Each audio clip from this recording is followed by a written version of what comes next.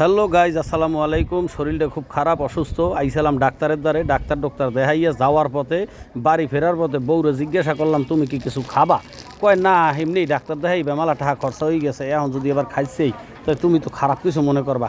আরে না, ঔষধ না কিনে লাগে তোমার হলে ওই রেস্টুরেন্টে বই কিছু খাই যাই, তো মনটা শান্তি পেমু, তো তোমার কিছু খাওয়াইতে পারলাম, আও কিছু খাই লই যাই। তো এই জায়গায় দেখতে আসি কিছু একটা ভাজতে আছে। আসলে রেস্টুরেন্টের বাইরে চাষারা, এ জায়গায় চাষারাতে আসলে রেস্টুরেন্টে যে খরচ আর যে খাবার বিক্রি করে, হেয়ার চাইতে বাইরেও ভালো খাবার বিক্রি করে।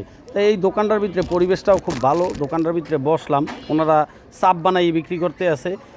খাওয়ান অর্ডার করার লগ পিস দেয়, দেখি মোর এক সিঙ্গেপুরি মামাতো ভাই খারাই রয়েছে। আসলে মামাতো ভাইরে দেখে মোরও ভাল লাগছে। লগে আবার আছে মোকে কালা সাইড, এরা দুইজনে আইছিল মার্কেট করতে। তো এগো লগে আবার মোর লগে দেখা হয়ে গেলে, তো ভাই তোরা কিন্তু যাইস না, ওই খাওয়ানোর অর্ডার দিছি, কোনো টেনশন নাই, তোর ভাবিরে ভিতরে বসাই রাখছি, উনিও বইছে, তোরাও খাওয়া দাওয়া করি টরি হেপর যাইস। আর যে দোকানটায় এই বইছি, এই দোকানদারটা হইলো মোর খুব পরিচিত। এবার আর বাড়ি হইলো বরিশাল বানুরি ফেরা। তো দেশি মানের এখানে খামু অবশ্যই বেশি।